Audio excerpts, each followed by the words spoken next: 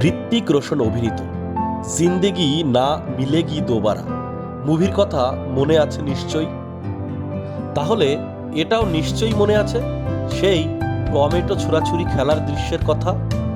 আজ সেই টমেটো ছোড়াছুরির উৎসব অর্থাৎ লা টমাটিনা ফেস্টিভ্যাল প্রতি বছর স্পেনের বুনোল শহরে আগস্ট মাসের শেষ বুধবার এই উৎসবটি পালিত হয়।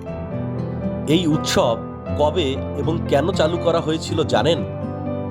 1945 সালে আগস্ট মাসের শেষ বুধবার শহরের প্রধান চত্বরে স্থানীয় যুবকদের একটি দলের মধ্যে একটি কুচকাওয়াজ চলাকালীন হঠাৎই খাবার নিয়ে ঝামেলা শুরু হয়। ঝামেলার সময় একটি সবজির স্টল থেকে টমেটো নিয়ে একে অপরকে লক্ষ্য করে ছুঁড়তে শুরু করে। পরের বছরগুলোতে যুবকরা বাড়ি থেকে নিজেরা টমেটো এনে ওই একই দিনে এই ঘটনার পুনরাবৃত্তি ঘটায়, যা ধীরে ধীরে শহরের বার্ষিক ঐতিহ্যে পরিণত হয়।